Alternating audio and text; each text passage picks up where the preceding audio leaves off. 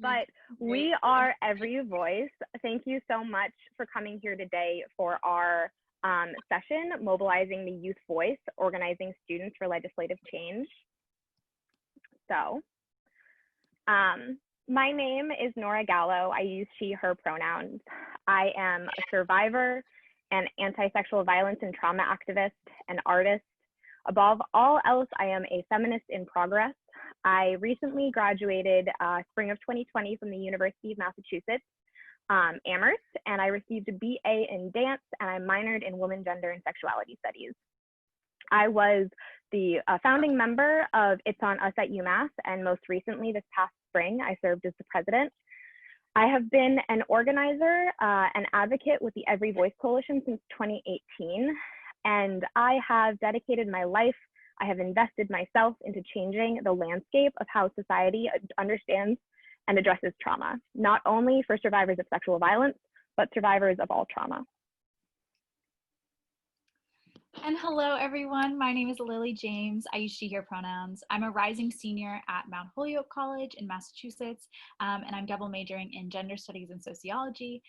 I have a background in and a passion for reproductive justice, political organizing, and advocacy.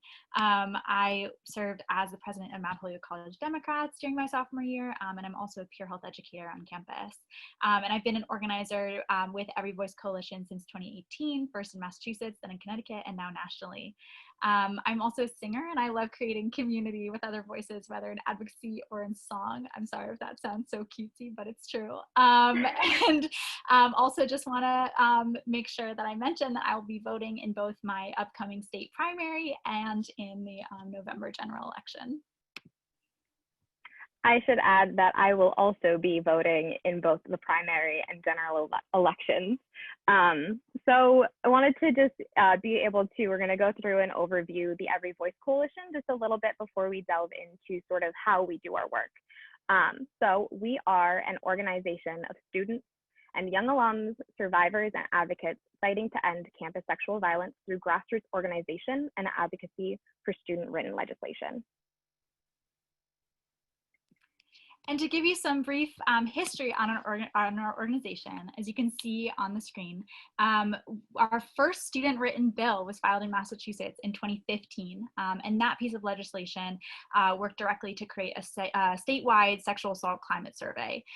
Although that bill did not pass in 2015, so much energy was mobilized around it that in 2017, the Every Voice Coalition was officially established to continue that work and ultimately refiled in Massachusetts in 2017. Between then and now, we've filed bills in Massachusetts, New Hampshire, Connecticut, Illinois, and Hawaii, so in 5 states total. And then just in terms of this summer, we've had a really exciting summer. In June 2020, we welcomed our first cohort of fellows into our national Next Generation Leaders Fellowship into specifically working in 5 states across the country. And then simultaneously in July of 2020, our first Every Voice student-written bill was signed into law in New Hampshire. And then looking ahead, building off of that momentum, in 2021, in the new legislative cycle, we'll be filing legislation in 8 states total, as you can see from this map in the middle here. So we would like to tell you a little bit about how we ground ourselves in our core values. So we are student-led. We are led by students, as those on campuses must be on the center of these efforts. We empower students to step into the political process and to advocate for their rights at a legislative level. We are survivor-centered. We center our work on who is holding the pain. We center survivors, their work, their voices, and what they need in this fight. We are legislatively focused. We focus on coalition building to file bipartisan student-written legislation by building relationships with legislative and community stakeholders. We are open and inclusive. We create space for those with marginalized identities who experience sexual violence disproportionately to their privileged peers. And we focus our work from a non-carceral feminist framework because our legislation is survivor-centered and we do not need to perpetuate cycles of trauma by including disciplinary nor carceral components in our legislation. So those are our core five core 5 values, and then Lily. Yes, those are our core 5 values. And then just to tell you more about the legislation that we actually advocate on behalf of, we do the legislative process a bit differently in each state. It's first about understanding the needs of the students in that actual state, which we'll go into more in depth in a minute. But just to give you a sense about what we initially look for, we believe that all students should have access to these core 5 protections. So the first one is free access to medical, counseling, and legal support services from memorandums of understandings between local rape crisis centers and colleges and universities, so that students are able to get resources after an incident of sexual violence. The second is an anti-retaliation protection for reporting parties, often sometimes called a Good Samaritan or amnesty clause, so that students don't have to worry about being penalized for underage drinking or drug use at the time of an assault. The third is a confidential advising service that clarifies survivors' rights and options.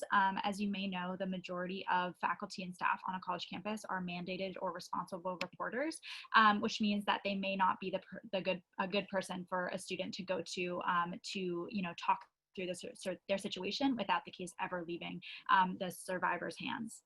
The fourth piece is around transparent data on sexual violence through that initial piece of legislation, which is the Campus Climate Survey. One of the pieces of data we know is that 89% of colleges and universities annually report 0 cases of sexual violence. And we know that that does actually not reflect the real experiences of students and survivors on college campuses. So we need a better data collecting mechanism that can help us actually understand what policies we need to implement on campuses to keep students safe. And the fifth piece is universal evidence-based prevention and response training every single year. It is insufficient to just have that be once during, freshman orientation. We need to make sure that is more every year, as well as for all faculty and staff and students. So again, we do this process a little differently in each state and really identify the core needs of the students. But these are sort of the baseline things that we believe all students should have protections around. Thank you so much, Lily. So now that you know a little bit more about the Every Voice Coalition, we want to kind of walk you through firsthand the agenda that we're going to be going through for about the next hour. We're going to start with what I love to call Unit 0, and that what we've kind of coined as an organization is the ways in which we stay grounded in this work. Then we'll talk about organizing to mobilize, which will be led by our Lily James. And then I will be talking a little bit about the legislative process and how we use legislation for change. We'll have a call to action and then some closing words. So to start, I also want to make a point that if you have any questions at all, please jot them down. If you have a piece of paper, take a note on your phone. We are going to be creating space at the end for us to be able to answer questions, receive any comments. And I'm looking forward to seeing what you guys have come up with if you end up having questions. But I will go forward into Unit 0 and staying grounded. So in the Every Voice Coalition and the activists who do this work, I think we believe that we kind of align with Congresswoman Ayanna Pressley and her statement, those closest to the pain should be closest to the power. We know that actively engaging in advocacy work that holds trauma can prove hard to hold at times, whether you are a survivor or an advocate. So this is where we start. We just start at Unit 0. We do this work because we are passionate about creating true change in the systems which silence survivors of sexual violence. We are here together because we believe we are stronger as a community than as individuals, and that if we raise every voice loud enough, we will be heard. Sexual violence has impacted all of us who are here today and those who cannot join us significantly in one way or another. And we are in a position where we can create true change that has a lasting effect. If you are a survivor doing this advocacy work, we know it can be hard to hold at times. Whether you're a survivor that has chosen to report, chosen not to report, or who has not come out yet, it is incredible that you are here with us fighting for real change. For some, this can be an avenue for achieving justice by advocating for legislation and change that will impact future generations of survivors. For some, it can be a way to find community and an avenue for further healing. No matter what justice looks like for you, we see you, we hear you. And if you are someone who is not doing this survivor work, if you are somebody who is not a survivor doing this work, pardon me, you may have experienced vicarious trauma through witnessing friends, family, and other loved ones as they struggle with the aftermath of an assault or assault. Although you have not experienced the physical experience of assault, your heart may fight to hold your loved one's pain. So we see you and we hear you. So just bringing us to our framework of kind of what we look at when we look at Unit 0. The first thing that I want to talk about is your toolkit, the self-care for the survivor and anti-sexual violence activist. For me, personally, I've created a framework of routine and ritual, like having a cup of tea after I brush my teeth and, or before I brush my teeth and wash my face. I always have a cup of tea at night. This is me getting up in the morning and stretching around my bed. It's making sure that I have things that are a framework of a schedule throughout my day. Then also things that I know that I can lean on and have support from if I do need to kind of take a break or take a rest or need something to be able to help me in a moment where I'm having a flare up of anxiety or any other kind of feelings of trauma or stress or upset. Also knowing that through this movement, you are moving through and healing trauma in the midst of a movement. Being able to know that whatever justice looks like for you, you may be achieving justice through this work.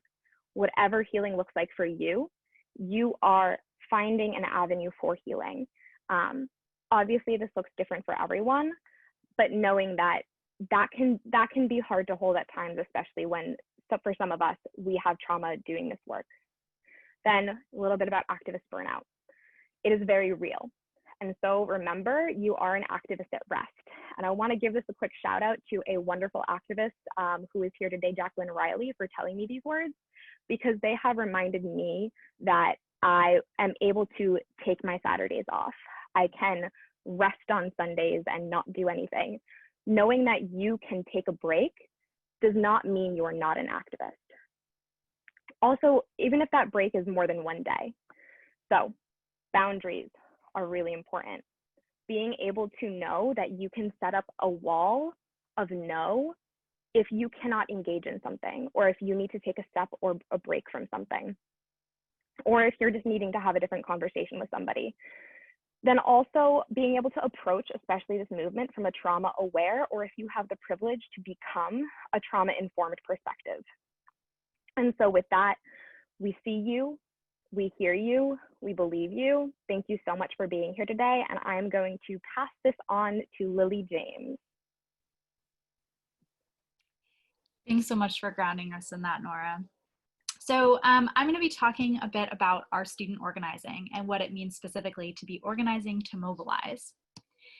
So in order to better frame this workshop, I really want to clarify the distinction between organizing and mobilizing. And this distinction really is crucial for how we think about our work. This frame is really built off the incredible work of Senior Policy Fellow at UC Berkeley and prolific union organizer Jane McAlevey. And she, along with other incredible activists, have knowledge shared with us that we organize by bringing more people into a community of supporters. You can see in my very not beautiful graphic here that I was trying to represent this by, the heart being our community, and when we organize, we are bringing people in. However, this is not about telling people what they need. It's about listening to, in this case, students and survivors and communities, and again, centering those voices. This is the essence of grassroots organizing, making sure people are at the center of their own struggle. When we are grassroots organizing, we are never telling people what they need. We are creating space and creating a space. So once we've created that space, that is built around what, in this case, students and survivors really need. We are then able to, as a community, mobilize to take action around an issue that is grounded in the real needs of people seeking change. So in essence, mobilizing is empowering people to take action, but without first building that community, we would not be able to effectively or groundedly mobilize. So the distinction here is really important because it is a two-step process, and you need to organize before you actually mobilize. And without mobilizing, organizing is not actually creating change that we want to see. The tricky thing, though, is that organizing is a heck of a lot easier than mobilizing. Our work is really not done once we've built up a base. It's done when we are able to actually empower, in this case, our peers, to take real action to make change. So when we talk about action mobilizing, then what we're talking about is creating real change. So I just want to share with you some principles of action mobilizing. The first is winning real, immediate, concrete improvements in people's lives. The second is giving people a sense of their own power within a system that was not necessarily built for them. And the third is altering the relations of power. These last two are really crucial to us as a movement of students and survivors who have continually been told to not take up space and that they do not hold power, especially when we're talking about spaces like the lawmaking process. So ultimately, though, when we're talking about action mobilizing, what the question that we are always asking ourselves, and our key question is, are we putting the right kind of pressure on the right decision makers? So as we do this work, the good news is that as students and folks on campus, we actually hold an immense amount of power. Studies show us that peer-to-peer is the most effective way to both organize as well as mobilize. And when we talk about grassroots organizing on a peer-to-peer level, what that means is that we are able to be grounded in shared knowledge and power. As a college student, I am able to have a different conversation with other college students than an adult, and I put that in quotes, we always joke about adults, an adult professional organizer ever could. So additionally, when we talk about campus organizing, the good news is the pre-existing infrastructures of campuses give immense organizing capacity. So we have all these built-in systems that we can use to our advantage. So for example, right, students are already congregated on the campus.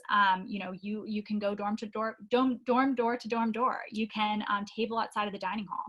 Additionally, it's a really incredible group to be organizing with. Young people are always looking for ways to get involved and do something meaningful, as well as build real world skills. So when these two assets are combined, there's then incredible capacity for change making. As a student on my campus, again, I know the social culture. I know if tabling outside the dining hall versus going dorm door to dorm door will be more effective. So not only do campuses provide the perfect grounding point for organizing, college students looking for an opportunity to be leaders in their own communities are a really powerful group to work with. So at Every Voice specifically, so much of our power comes from being able to be really grounded in the fact that we are students working with other students on a campus that we both live on and thus intrinsically understand the campus culture. So it is not somebody coming in top down saying, tell me about your campus culture. It's the students on the campus who are able to identify what needs to be changed and then lead the movement to change it.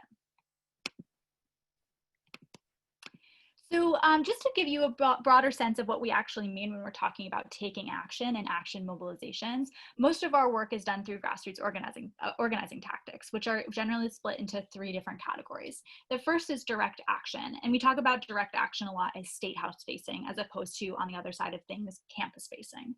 So in terms of state house facing direct actions, we can do things like calling, emailing, writing letters to, and having meetings with legislators. We can do things like testifying, which we'll talk more about later. And we could do other things like lobbying days and going to the State House for other advocacy. So just to give you an example of direct action that we've done in the past with Every Voice is last fall during the period of time which is considered the red zone between the beginning of school and Thanksgiving break, when college students are most at risk from sexual violence. We were really urging the Massachusetts legislature to take action now and really get our bill moving, because it was pretty stuck. So in order to do that, we had thousands of students across many, many different campuses in Massachusetts write personalized letters explaining why it was important to get this bill passed now during the red zone.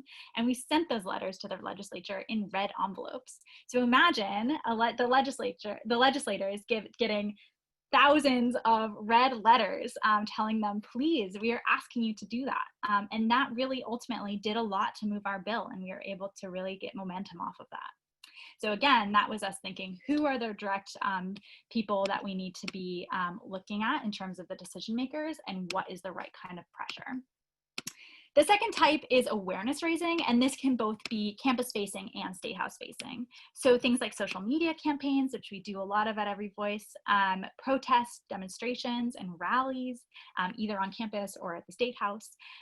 Things like tabling on campuses with messaging and different action asks, and things like campus conversations, which is where we gather different campuses together and hold broad stakeholder conversations to discuss the state of campus sexual violence on that campus campus specifically, and then explain sort of how they can get involved, which is another important piece of our community building.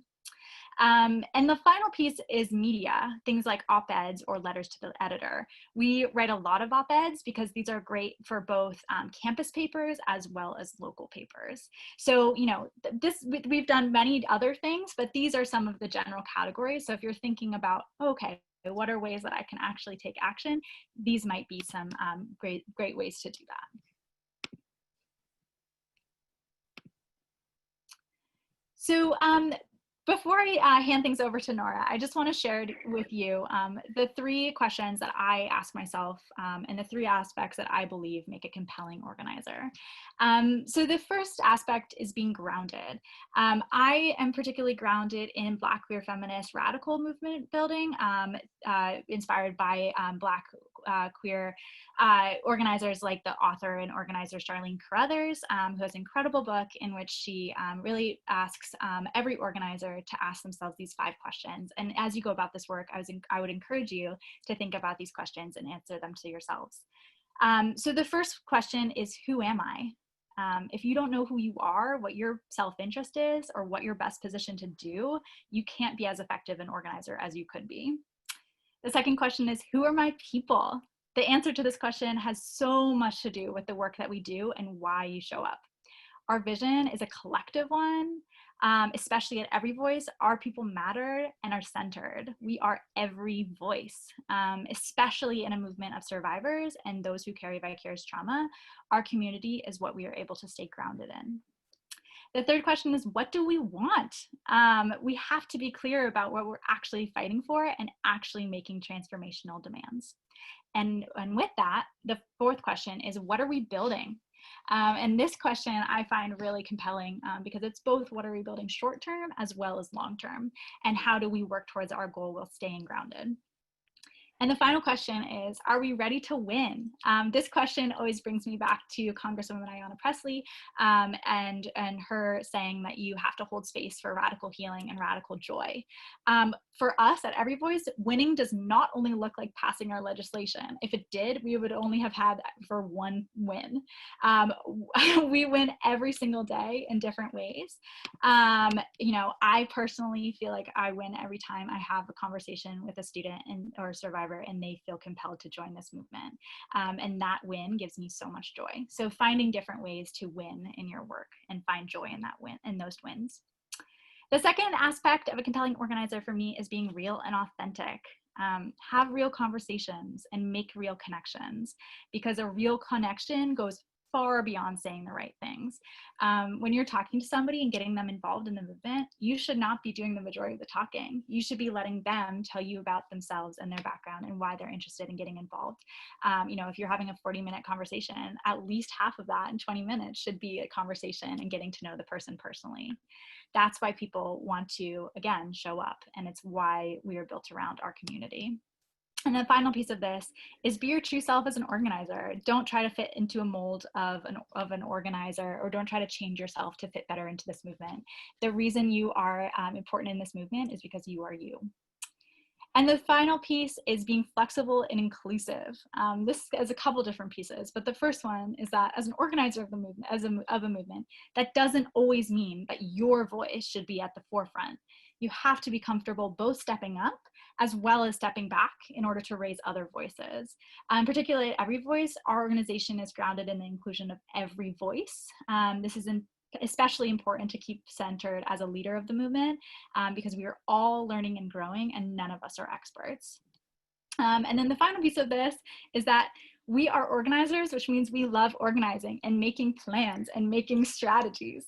But the good news is your plans will always change and you just have to go with it. I'm sure everyone on this call who did organizing during the past year knows that, you know, we all had great plans for the end of the spring and March, but of course those all had to change. But we just have to go with it, and you never know what, what change will lead to a better outcome. For example, we never would have had our fellowship and our 13 incredible fellows come on had it not been for, the legislature shutting down and us having to shift focus. So as you go about your organizing, stay grounded and spend time understanding what grounds you, what keeps you real and authentic, and how to be flexible and inclusive in this movement. And with that, I will turn things over to Nora. Thank you so much, Lily. I love what you speak to about the wins.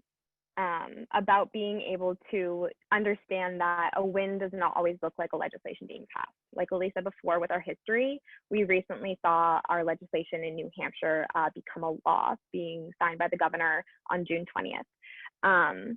But for me, a win is, again, just like Lily said, like every conversation that we have, every time that we come out of a meeting with a legislator, with them having expressed a very strong interest of becoming a lead sponsor, which I will talk about what that means in the next slide.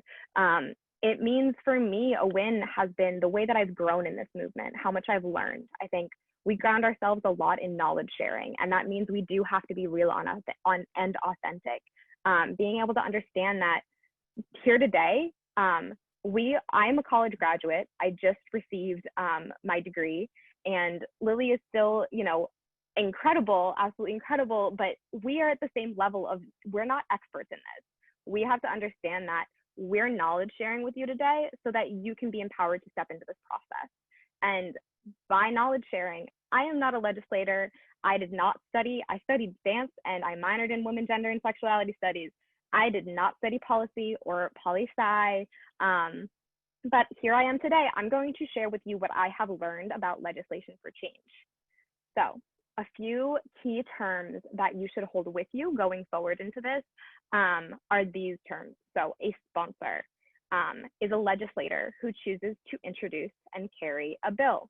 And I'll talk next about the process for how a bill becomes a law.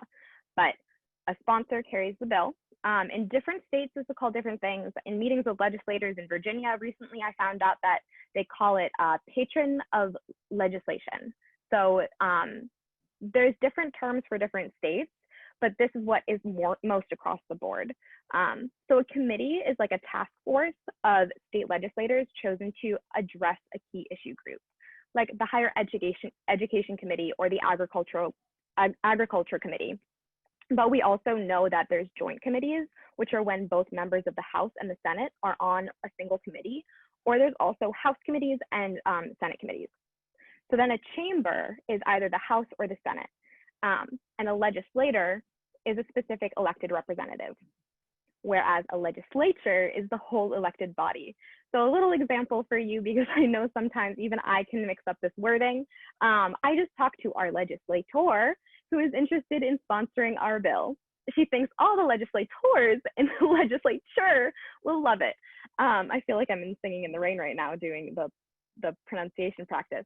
And then that brings us to the last and final one, which I'll speak to at the end of my little section, is testimony, which is a formal written or spoken statement to support or oppose proposed legislation by stakeholders.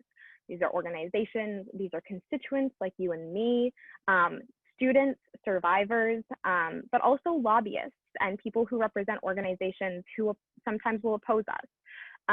It's also legislators, sponsors of the bill and co-sponsors of the bill can also submit testimony, written or spoken, in favor of whether it's legislation they filed or legislation a fellow representative has filed. So going forward, I have a little bit more about state government structure, because a little fun fact about me, till I got involved in the Every Voice Coalition, I didn't really know the difference between federal and state government.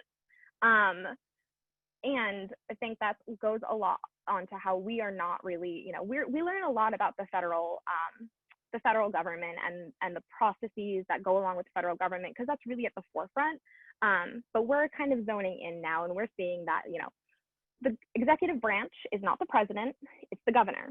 The legislative branch is not your Congress people or your U.S. representative or your state senator, U.S. senator, but it's your state senators and your state representatives.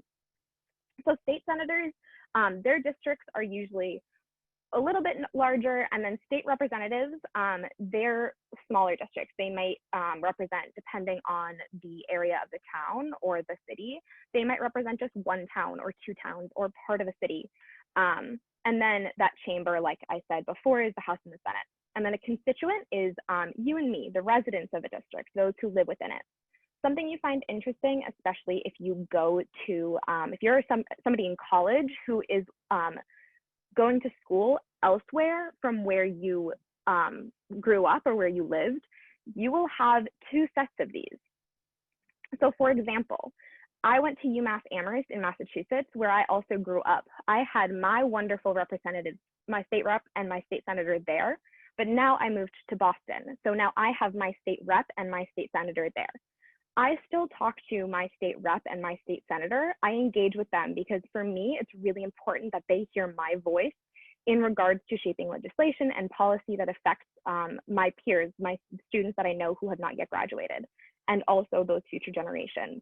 And then also, it's really important for my voice to be able to be heard that with the people that are representing me where I now live in Boston. So getting on in a little bit of a more nitty gritty on how a bill becomes a law. I'm sure I could see, if I could see all of you, I would see hands raised of who's that little Schoolhouse Rock YouTube video that's, you know, how a bill becomes a law. So it's a little bit like that, but at the state level, it does shift a little bit around. So this always starts with someone says, hey, there should be a law about such and such. And then after that is raised, a bill is written and then a bill is filed. So this means that a bill, piece of legislation goes through a process of being drafted, and a sponsor, both in the House and the Senate, is selected. Then also co-sponsors. So a bill will have a single lead sponsor and then often multiple, if not many, co-sponsors. And this happens for versions of the bill in both chambers. It is always best to have a sponsor who is in a position of leadership, whether they're the Senate president, the Speaker of the House. They sit on the committee that you are aiming to have your legislation go into. Like, for example, the Every Voice Coalition, our legislation has always kind of gone through the higher ed committee. So then also something really important is that, especially within an issue group like sexual violence, knowing that whoever you're choosing, this also goes to any other topic or issue group as well, has to be very passionate and take initiative on the legislation that you're looking to bring forward. Because that's when you're going to have the most work is going to be done on the bill, the most engagement is going to happen, and where the sponsor is going to feel like they have ownership and they need to take action on the legislation that's being brought forward. Then the third step is that a bill is assigned to a committee. And that's when the bill sponsor introduces their bill to the chamber. There's always going to be a first reading of the bill, and the bill is given a number. So I'm not going to go through the process of how to read a bill today. There'll be an option later to be able to contact us for any information. But a bill is always given a number and a name. That is usually an act, la, la, la, la, la. In the case of in Every Voice Coalition, it's been like something like an act related to sexual violence on campus institutions of higher education. And then in committee, there's a bill hearing, which is requested, and then a date and time of the hearing is determined, and then folks end up knowing so that they can come to said bill hearing, whereas the committee discusses the legislation and also hears and reads testimony. And then going forward, a bill is reported from committee.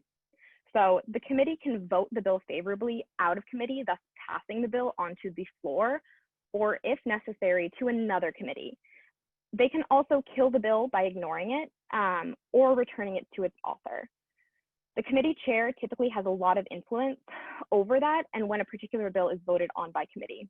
So this comes back to our when to put the right pressure on the right decision makers.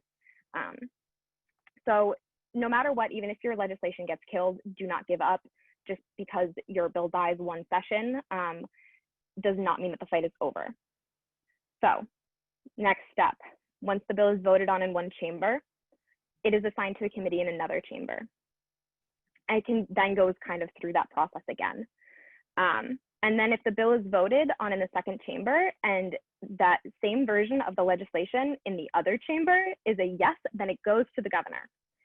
However, sometimes if the second chamber has changed or amended the bill, the chambers have to work together to kind of come to a conclusion of the same language in the legislation for it to be able to go together to the governor to be signed.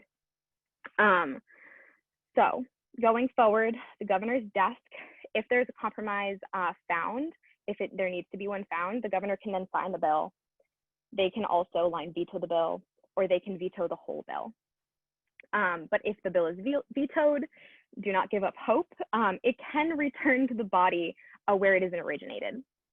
So with that veto message, then this veto can be overturned by having a 2/3 roll call vote in each body. So obviously sometimes the structure will differ state by state, but then it can become a law without the governor's signature. But if the bill is not vetoed, and the governor signs it, then your bill becomes a law. And that's just a little bit about a process of how a bill would become a law. Also keeping in mind that sometimes the process is different state by state, but this is kind of a outline of most states. But going forward, I'll talk a little bit about legislative advocacy now that you kind of have an overview of the legislative process. And again, that was not to bore you or to say that you don't know anything about the legislative process. I just know that I've come across a lot of people, including myself, who've not been empowered to understand or learn about that. But this brings us to the fact that real effective change can happen at a local or state level. It does not always have to happen at the federal level. So if that's the case, why are we not empowered to step into that process? We're here to be a part of a voice that tells you to become empowered to step into that process. So looking back at how a bill becomes a law and playing off a little bit about what Lily taught us earlier, I'm going to talk a little bit about legislative advocacy and kind of what to go through it. So by identifying a gap in your state law, that's number one. And for example, the Every Voice Coalition legislation came about because we realized that the lived experiences of students on campus was not matching up the reporting rates that was coming out from universities and colleges via the Clery Act or via any reporting policies. Many colleges in Massachusetts and also across the country, as we have learned in our research and work in other states, that many schools have a reporting rate of 0 incidences of sexual violence. I think Lily said before, around 89% of colleges report 0 incidences. So that gap was many schools are reporting 0 incidents of rape on campus. However, I know my lived experience and the lived experiences of my peers does not match up with that statistic. Personally, on campus, I knew way more than 0 people who had been affected by sexual violence, including myself. So by identifying the gap, they figured out a way to address that gap through legislation. In Massachusetts, the founders of the Every Voice Coalition, they decided to get in contact with a senator, Senator Williams-Brownsburger in Massachusetts, and a bill was created. And this was the first initial one, the Campus Climate Survey Act, to create more transparency of the true rates of sexual violence on college campuses. Going on further in the history, we kind of told you the core 5. We know that that's just one of them. The other core 5 originated as the Campus Safety Act. And so that's 2 steps in just how legislation gets started. But then bringing back and grounding ourselves in understanding that as students, we still need the support of experts. So we need to connect with and partner with experts in this field. The Every Voice Coalition partners with organizations, rape crisis centers, statewide coalitions. We work with legislators, we work with administrations and school administrators. We work with lawyers so that we can understand that we are, as young people, we might not be able to read quote unquote legalese, which is the way that legislation and law is written. It's written in a way that keeps us out because we are not taught how to read like a bill or read a law, a piece of law. That's not exactly how you would say that, but legislation in general or a bill. So going forward, after you're connecting with partners and partnering with experts, you're also connecting with students on the ground. This is going back and grounding in what Lily said about peer-to-peer organizing. So that's the real, authentic, grassroots style organizing. These students are at your school, in your region, in your state, who have shared lived experiences of the collective trauma of campus sexual violence. Connecting with them, combining forces with them, does not only affirm that your experience is shared by others, but creates an impenetrable wall when seeking true change. So this also leads us into gaining support for legislation. This is engaging folks on and beyond campus. This is not only that peer-to-peer organizing, which is so important, but it's also engaging, air quotes, adults. These are your coworkers, your parents, your teachers, school administrators. This is also legislators. It's continuing to create and develop those partnerships and relationships with community organizations. This is also, like I said, gaining support from legislators so that legislators will come and testify in support of having them sign on as co-sponsors, et cetera. These are the people that you need on your team when it comes to the next step, mobilizing folks to help push the legislation through. These bring us back to the calls to action. This is the phone banking, the letter writing campaigns, the testimony days, the letters to the editors, the op-eds, the meetings with legislators, et cetera. These are the rallying cries of a collective voice saying, we need this and we need this now.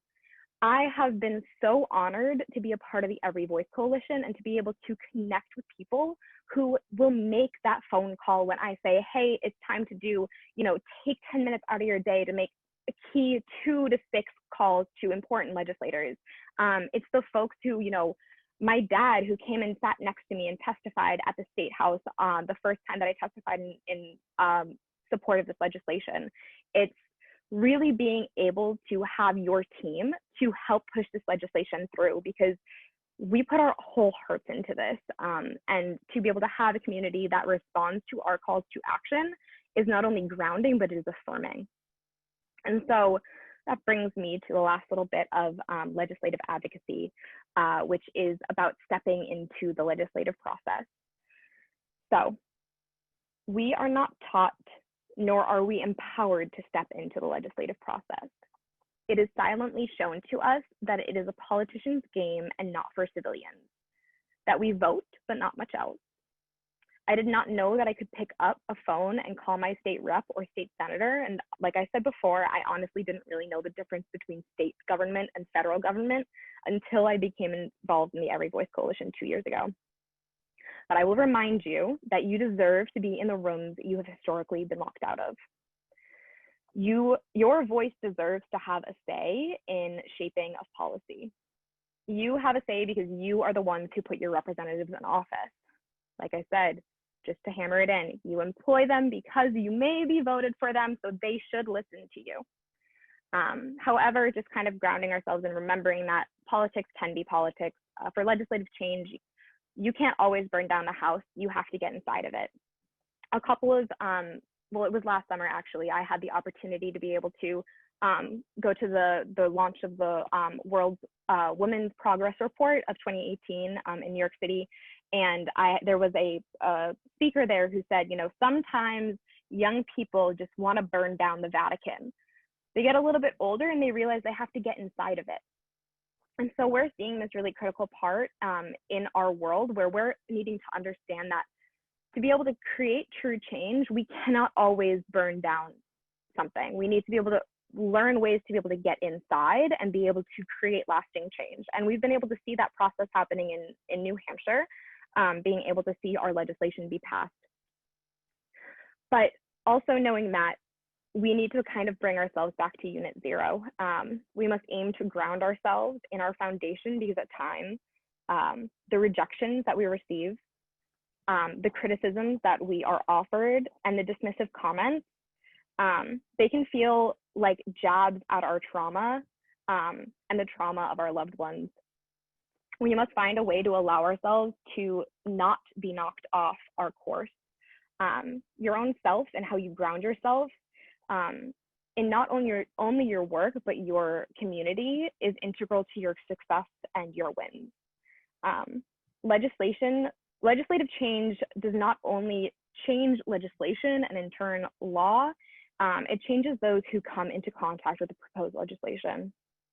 Because maybe these people have not been pushed to think about what they can really do to create change in the face of the epidemic of campus sexual violence. Change is the course of healing for some survivors, like myself, who know that there is a huge backing of support for us. So we have to know that we can empower ourselves as young activists to take the lead in true change. Your story has an impact. I want to bring us back a little bit to testimony, just to kind of talk about that there to round out, because that is one of the most important and critical parts of legislative advocacy. I had the opportunity to be able to testify in favor of our legislation, first in Massachusetts, then in Connecticut, and then in New Hampshire. And all three times I was able to be there with members of the Every Voice Coalition. And this was me, I think, for the first time that I ever sat anywhere or stood anywhere to tell my story as a survivor was on April 9th in 2019 in front of the Joint Higher Ed Committee in Massachusetts. And I was able to tell my story and how this legislation would have impacted my life if it had been in place when I was a student. I was able to do the same in Connecticut and in New Hampshire, because although the legislation would not impact me, it would impact other people. It would impact people that I know and people that I don't know. So knowing that we are able to take our stories and be able to use them to create change is important. But we also need to know that we have autonomy over when we do that. We can choose to step into rooms and use our stories. We can also choose to step into rooms and be there as a representative of the student body. Knowing that no matter what, you can continue to ground yourself in your foundation while you do this work is really, really important and vital in moving forward. And so with that, I'm going to close out the little component of this that is the legislative process, and hand it over to Lily for something that she is the best at. Thanks, Nora. So we want to end today, or end our slideshow with some calls to action. So the first piece of this, Nora, would you mind changing the slide, please? Oh, thank you. Thanks. So the first thing I will say is that we need you.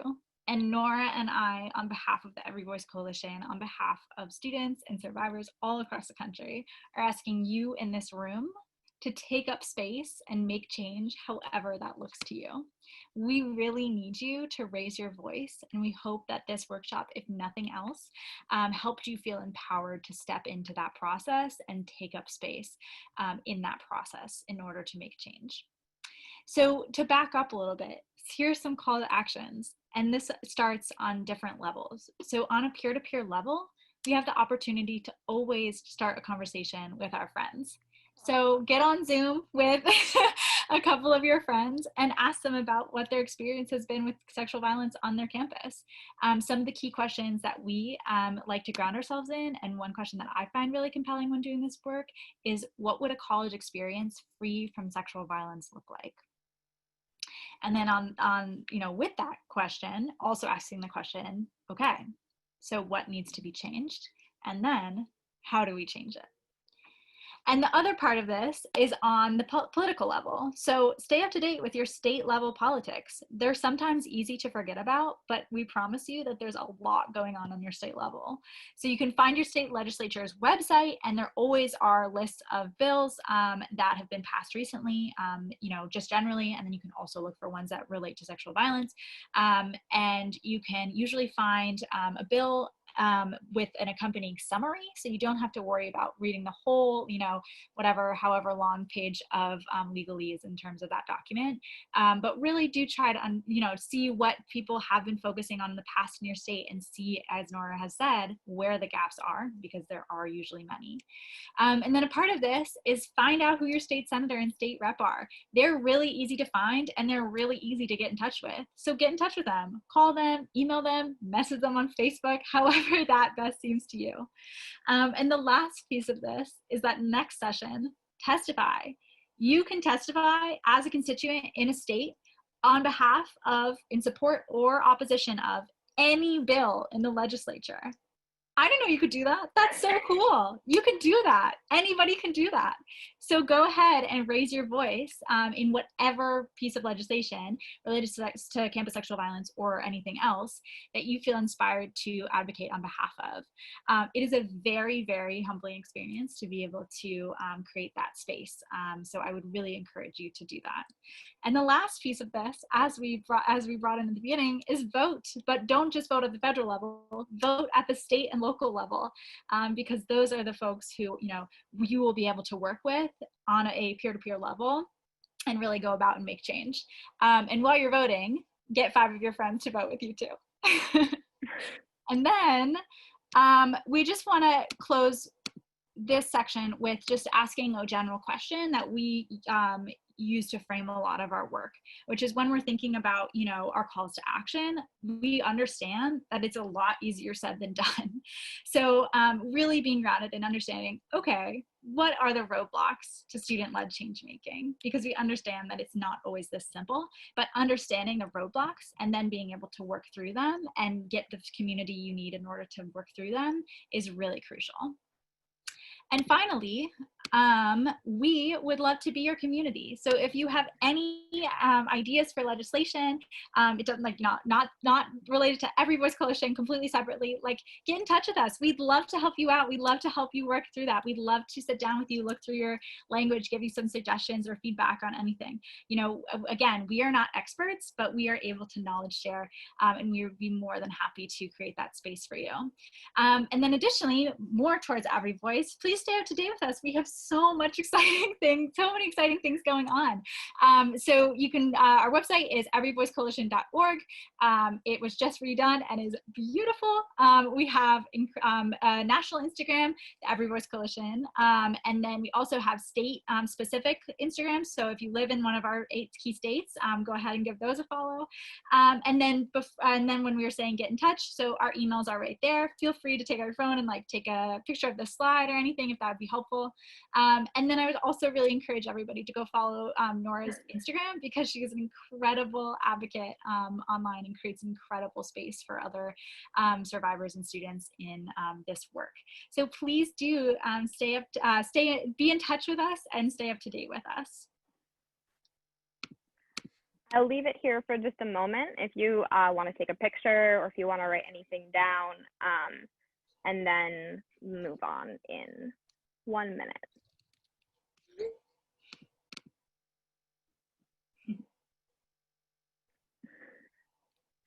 All right.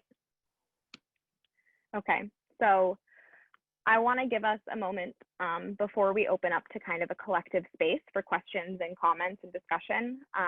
I want to be able to just share some closing words with you. We want to start by thanking you all so much for the opportunity for us to present our work, our process, and pass on knowledge to invite you to step into the legislative side of this movement. And of course, your willingness to listen to us talk at you for the last hour. We bring it to you with our hearts full of dedication to changing the narrative of what it means to go to college, by dedicating ourselves to lasting, impactful change that will live on far beyond us. For all of you who are listening to us today, you bring us hope that the next survivor does not have to live through the trauma that I did, because our society was not yet educated, aware, nor as supportive. If you leave with anything today, we want you to be empowered to know that you can step into any room and advocate for true, lasting legislative change. You are deserving of taking up space. You have the right to be in the spaces where the legislation and policies that are impacting you are being shaped. And from me personally, I want you to know that the way that I have regained my voice, reclaiming it in the face of my abuse and my assault, has been to use my voice in this space right here, in the spaces where I testified, and in my conversations with folks about what it would mean to have a different narrative.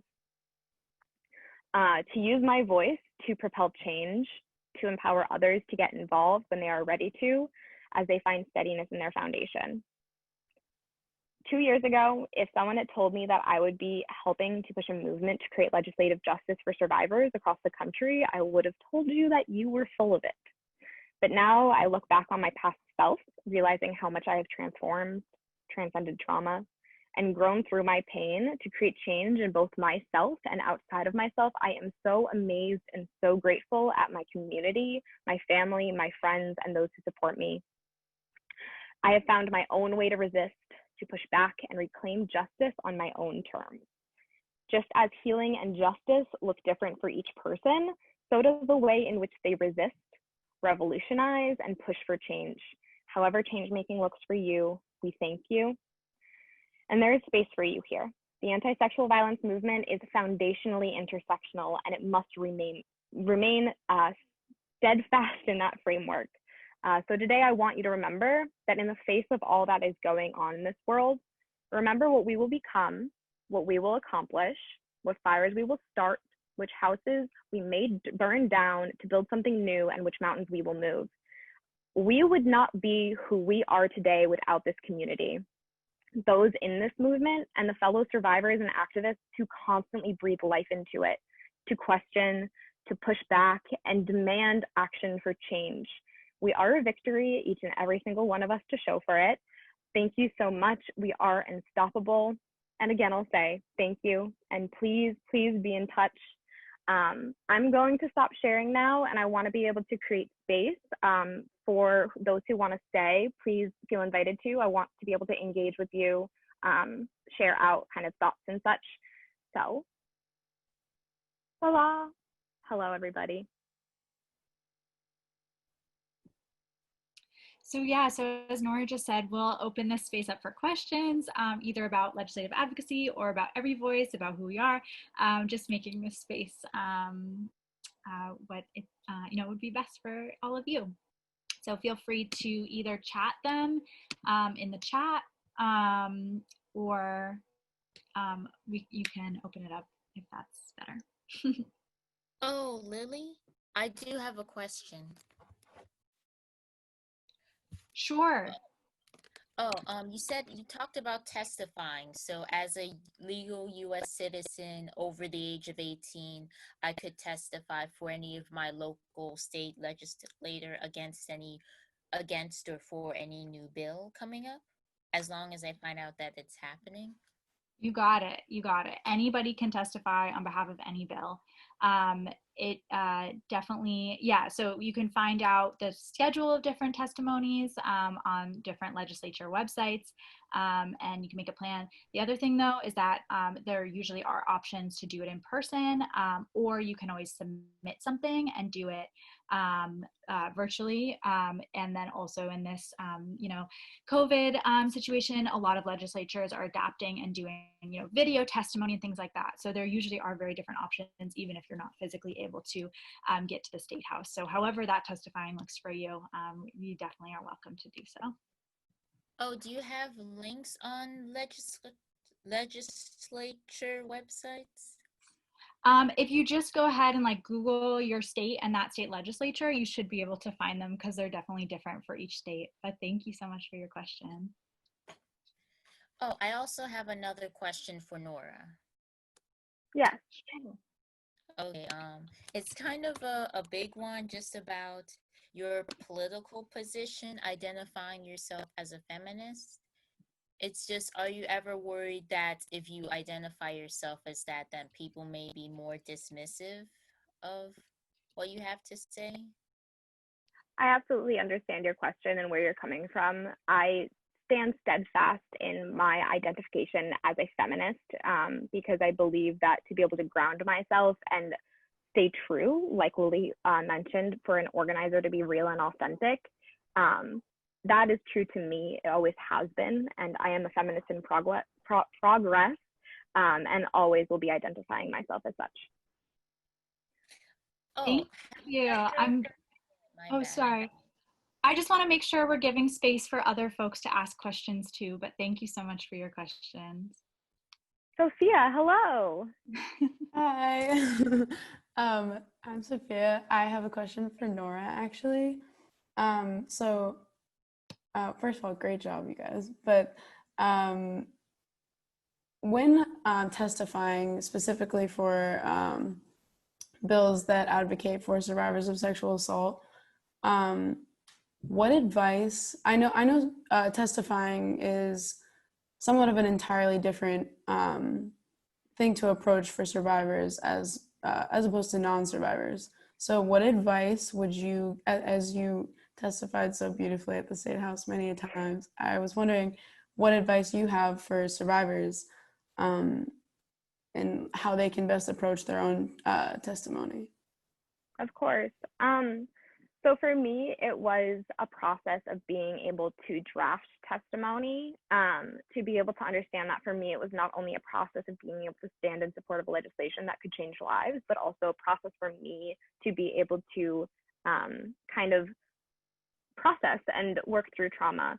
I do suggest, again, being able to set up boundaries and being able to ground yourself, knowing that for some people, for some survivors, that telling your story can be re-traumatizing. Being able to find a space for you to be able to say, this is a part of me reclaiming my voice and reclaiming my experience as a survivor. It's a part of reclaiming survivorship. So I think my biggest piece of advice is being able to share only what you feel comfortable sharing. Know that testimony, I should have said earlier, is public record, that it will be known to the public. So, you know, not sharing identification of a perpetrator, names, locations, etc., is really important, especially for you personally, if that is something that you need to kind of be aware of. And also being able to know that you have a community to be around you. Like for me, the first time, my dad sat next to me when I testified at the State House in Massachusetts. After that, at both times I had John Gabrielli, our one of our co-chairs and founders, was there with me each time, both in Connecticut and in New Hampshire, after I testified. So those are kind of a bit, you know, only share what you need to share, know that it's public record, and make sure that you have a community with you.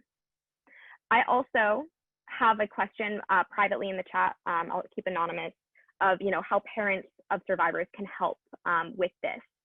Know that your voice as a parent is incredibly supportive to your child. I was so affirmed when my parents stood in support of me, and when my parents affirmed my reality and my truth to myself. That they have, just as much as I, found ways to be able to fit themselves into and fight with this movement. We're just like Lily said, know when you need to step up and know when you need to step back.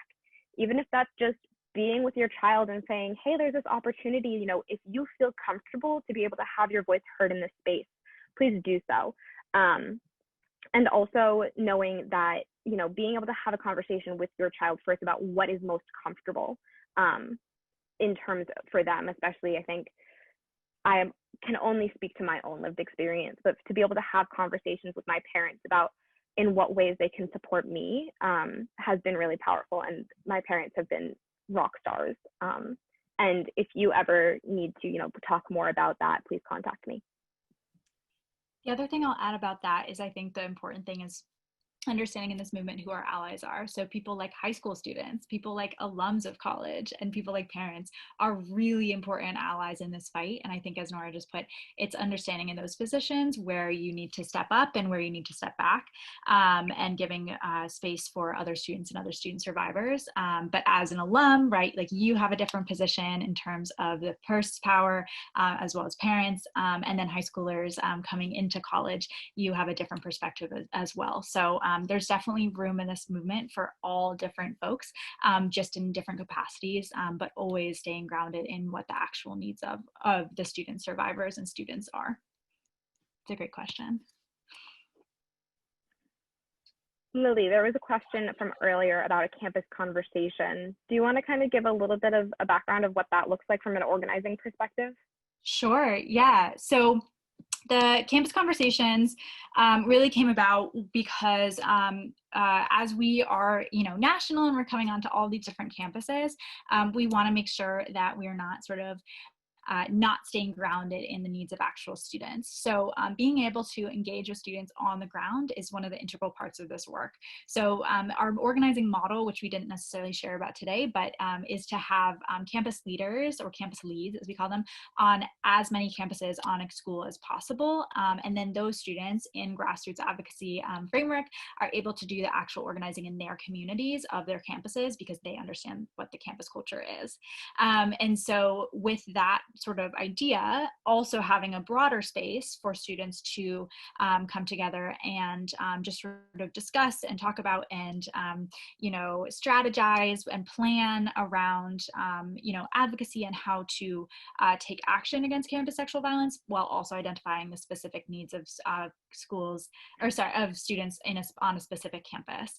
And so we have really been trying to do that, especially this fall as we're going back to campus, and campus communities are looking very different this fall. We are really trying to make sure that we are staying grounded in the needs of our actual students in our now 8 states. So yeah, great question. Thank you.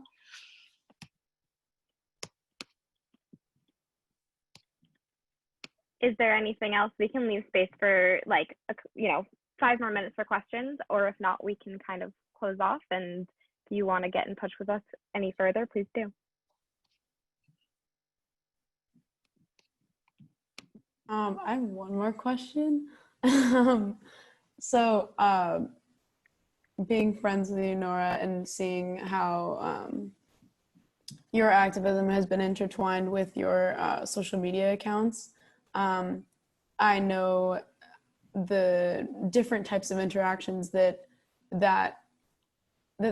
activism has garnered, and I was wondering, like, what your advice would be to newer activists that are making it more intertwined with their personal accounts, and how to respond to somewhat of so I know some have expressed like a feeling of isolation in their activism. I know some have expressed DMs that they don't exactly know how to respond to, whether it be disrespectful or like just information that they don't know how to handle. But yeah, I was wondering, and Lily, you too, if anyone wants to respond. That's a really good question, Sophia. So for me, looking at coming forward and sort of speaking up against this, I kind of refer to this as like long-term versus short-term impact that this work can have on us. For survivors holding this work, again, you know, it is not a single story. We hold trauma in many different ways if we do. We achieve justice in many different ways if we do. But being able to ground ourselves in the understanding that coming forward can both be liberating, and it can also feel silencing. The moment that we step forward and say, I am a survivor, we are met with both I believe yous, and your experience is not true. It's not a real experience. Being able to understand that there are people who do not believe that this is something that is real is something that we have to kind of be able to hold, to know that we again ground ourselves in what we like to call unit zero, making sure that we're holding ourselves in this work so that we create space to be able to fight for change. And speaking a lot to social media. So I started sharing my identity as a survivor about 2 years ago on social media. And that had a couple of responses. One, people began to come to me and share their stories with me. And although I am so beyond grateful that I've been able to create a space where people can come and be affirmed in their reality and in their truth, while at the same time, it can, you know, I have to work on being able to create space for myself so that I know when and how to hold the stories of others. And then also being able to speak to my own truth. I have had experiences where I have read the words of other survivors or listened to other survivors and felt really, really affirmed in my truth. Been able to say, oh my gosh, wow, like literally me too. And so for me to be able to impart that on somebody else and on other people, even if it's just one, is something that I find really important. And also I have received messages that are not very kind, but knowing how to hold those and how I can ignore them is really important. I delete them. Sometimes I screenshot and archive them just in case I, might need to refer back to that in the future, but making sure that I can look at that as like this is not my truth. Being able to look at the message and saying, I will not absorb this information is kind of how I approach that. If that answers your question.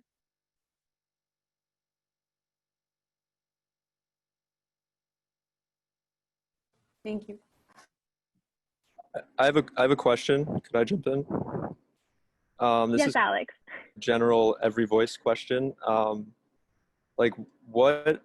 Why state legislation? What is it about? Have you guys found in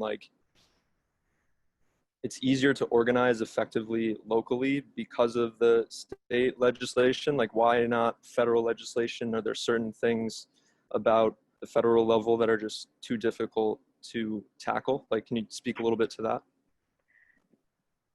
That's a great question. I'll jump in on that first, and then Nora, please jump in. I think in my mind, it really comes down to on a state level, you're able to be more grounded in the needs of actual students in that campus. So, for example, we might be organizing in one state that students in that state need something different in terms of, their demographics of the student body, or whatever it may be, and then it will look completely different in a different state, especially if our legislation deals with community organizations and making sure that those folks are involved in that work.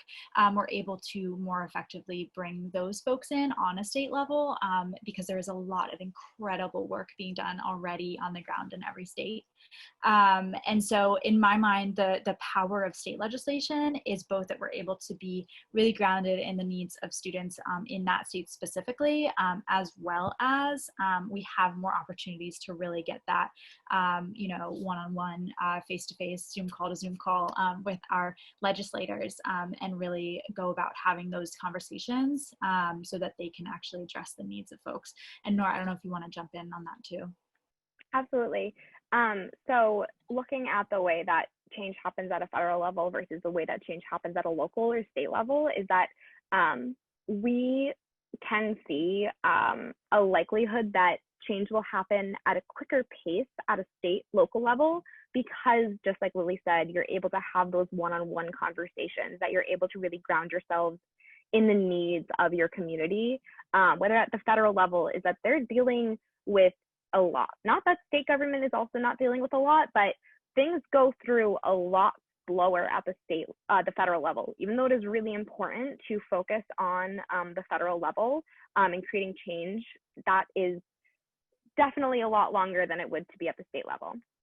I think also, this doesn't just go to why do we do state versus federal, but while we're doing work at the state level, a huge part of our organization is like we are learning, we are knowledge sharing. So being able to have real experiences of being in an office with a legislator. My knees were shaking the first time that I spoke with a legislator. I was so nervous, and it took practice for me to be able to kind of put on those pants and say, this is something that I'm learning how to do. So it's not just about, it is a lot about making change at the state or local level, but it's also for young people to be able to be empowered. You can go and talk with your legislator. It's a process of learning the skills of how to talk to them and learning the skills of what your state government functions like. But that is kind of, thanks for Alex for that question. I think, we can do a few more questions and then close off.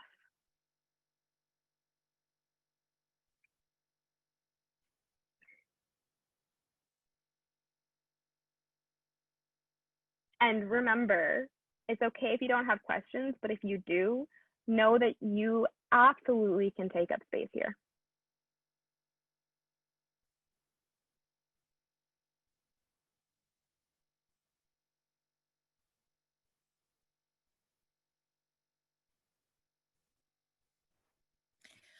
Oh, Nora, I just wanted to say that I really appreciated your point on the state legislator because I believe when you start small and locally, you just have more political power than compared to federal, unless you're a big time celebrity or congresswoman as well.